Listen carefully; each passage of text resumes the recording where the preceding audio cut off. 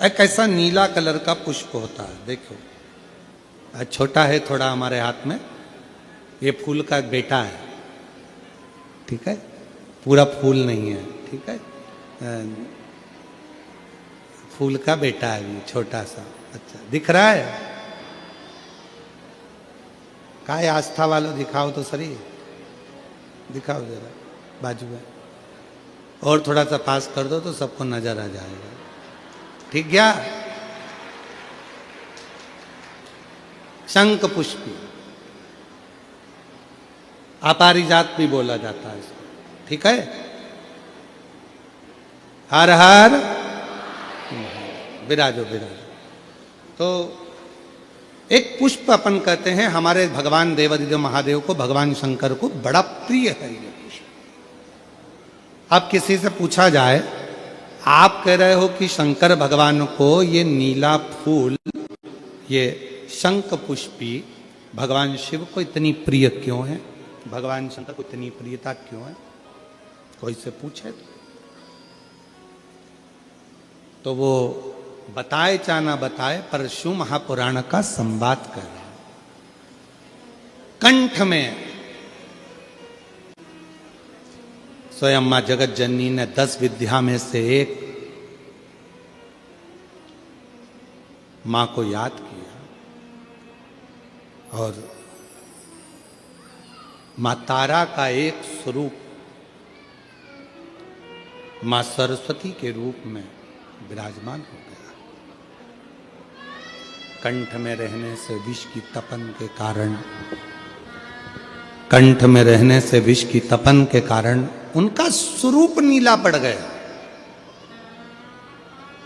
और जब उनका स्वरूप नीला पड़ गया तो भगवान देवादिदेव महादेव ने कहा, सुनो पार्वती, संसार के लोग, भूमंडल में रहने वाला यदि कोई भी मानव जिसकी विवेकता, बुद्धि, विचार, सोच, ज्ञान थोड़ा सा भी अगर उसमें कम है, तो वो नील सरस्वती का यदि आवाहन करे, मां नील सरस्वती स्तोत्र का पाठ करे, मां नील सरस्वती की स्मरण करे, तो उसकी विवेक, उसकी बुद्धि तीव्र होती है, श्रेष्ठ होती है। और सुनो पार्वती, यदि मान लो कोई नील सरस्वती का स्तोत्र का पाठ नहीं कर पाए, आराधना नहीं कर पाए, साधना नहीं कर पाए, स्मरण ना कर पाए, अगर कोई बच्चा एक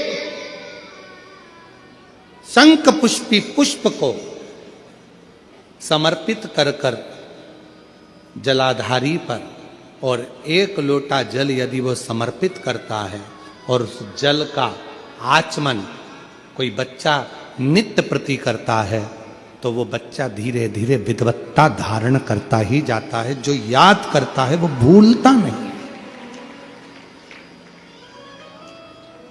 ये मां नील सरस्वती की कथा है। 2 सरस्वती का दर्शन आपको और हमको होता है, 2 सरस्वती का स्मरण आप और हम करते हैं। एक सरस्वती जो स्वयं श्वेत वस्त्र धारण करी है, हंस पर बैठी हैं, और बड़े आनंद के साथ में मां सरस्वती का सुंदर स्वरूप है। पर एक सरस्वती ऐसी हैं जो नीला उनका स्वरूप है, और नील सरस्वती के रूप में उनकी पूजन होती है। मां नील सरस्वती महाराज,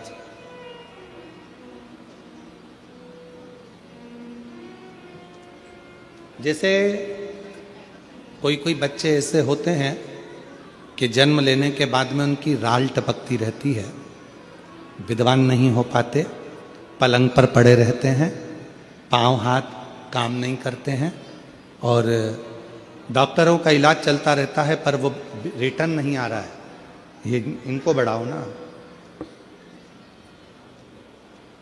बच्चों की मुख से राल टपकती रहती है, विद्वत्ता नहीं रहती, माइंड थोड़ा सा कमजोर होता है, और शरीर भी उनका थोड़ा शिथिल रहता है शरीर। तो कई लोग कह देते हैं कि ये बच्चा थोड़ा जल्दी जन्म ले लिया, इसलिए ऐसा हो गया, प्रीमेच्योर हो गया, ऐसा हो गया, वैसा हो गया।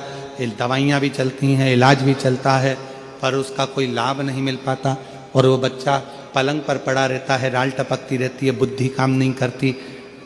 छोटे छोटे भले वो 20 साल का हो गया, पर 8-10 साल के बच्चों जैसी उसमें विवेकता होती है, बुद्धि होती है।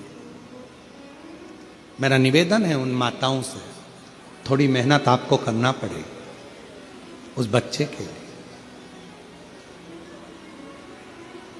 अष्टमी, नवमी और चतुर्दशी 3 तिथियां पकड़ कर रखना। कौन कौन सी? जम के बोलो। अष्टमी, नवमी, चतुर्दशी। ये 3 तिथियां ऐसी हैं, चतुर्दशी अमावस्या की भी और चतुर्दशी पूर्णिमा की। अष्टमी नवमी अमावस्या की भी और अष्टमी नवमी पूर्णिमा की। ये वो तिथियां हैं जिन तिथियों में मां नील सरस्वती का स्तोत्र का पाठ कर कर एक शंख पुष्पी पुष्प, एक अपारिजात का पुष्प जलाधारी पर रखकर 7 बार अगर जल का पात्र से जल चढ़ाया जाए और उसी जल को कटोरी में झेल लिया जाए, उस जल को 3 दिन तक लगातार यदि सुबह दोपहर शाम रोज उस बच्चे को देना चालू करिए, उसके हाथ पैर भी काम करना प्रारंभ करेंगे, उसकी बुद्धि भी काम करना प्रारंभ करेगी। जो वो पलंग पर पड़े पड़े राल टपकाता रहता है, उसको लोग कहते हैं कि 18 साल का हो गया और दिमाग केवल 10 साल का है, 5 साल का है, उसमें धीरे धीरे बुद्धि प्रबल होना प्रारंभ हो जाएगी और वो भी एक दिन कार्य करना प्रारंभ कर देगा। जिसको प्रीमेच्योर बच्चे भी कहते हैं। लोग कहते हैं ये बच्चा जल्दी हो गया था, ये बच्चा बीमार पड़ गया था, बचपन में इसको कोई इंजेक्शन ऐसा लग गया था, बचपन में ऐसा हो गया था, बचपन में वैसा हो गया था, गर्भाशय का जल उसके मुख में चले गया था, तो ये बच्चे की ऐसी गति हो रही है।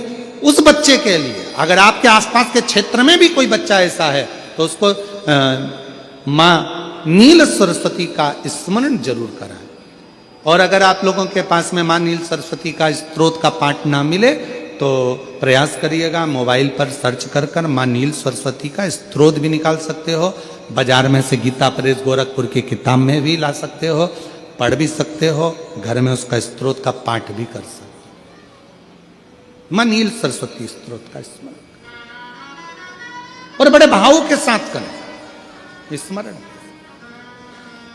और कोई माताएं कह देती हैं, कोई बच्चा कह देता है मम्मी मुझे याद नहीं होता, याद करता हूं परीक्षा हॉल में जाकर भूल जाता हूं, मैं कुछ पढ़ता हूं बाद में जाके भूल जाता हूं, स्मरण में नहीं रहता। तो उनसे भी निवेदन है, आप मां नील पाठ नहीं पढ़ सकते, स्तोत्र नहीं कर सकते, संस्कृत में नहीं पढ़ सकते, तो मां नील सरस्वती के नाम से अष्टमी, नवमी और चतुर्दशी के दिन एक शंख पुष्पी पुष्प को, नीला कलर का जो फूल होता है बेल में लगा होता है, जो शिव जी को अति प्रिय होता है, उस पुष्प को आप जलाधारी पर रख दीजिए। जलाधारी जानते हो ना सब लोग, शिवलिंग पर नहीं, जलाधारी पर रख दीजिए और जल चढ़ाना 7 बार प्रारंभ करिए।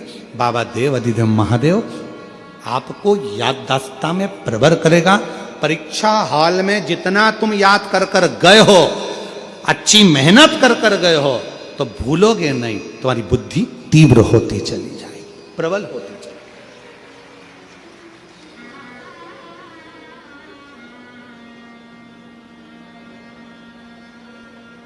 आजकल आयुर्वेद में आप लोग अगर आयुर्वेदिक दवाइयाँ लेते होंगे, आयुर्वेद वालों के पास यदि जाते होंगे, तो वो भी अगर बच्चा पढ़ने में कमजोर है, बुद्धि से कमजोर है, तो उसको शंख पुष्पी की चाय पीने का भी कहते हैं। बाजार में आती होगी शायद, है भैया कह रहे हैं कि बाजार में वो चाय भी मिलती है, नीली चाय। महाराज याददाश्ता के लिए, उसको प्रबर करने के लिए लोग शिव कथा कर रही। कौन सी सरस्वती? जम के बोलो, जम के जरा, पूरा तो नाम बोलो, मां नील सरस्वती। तुमने डायरेक्ट कह दिया नील सरस्वती। मां कौन लगाएगा? मां है ना अपनी, तो उसका संबोधन पूरा होना चाहिए। कौन सी सरस्वती? मां नील सरस्वती का स्मरण सुख देता, आनंद देता।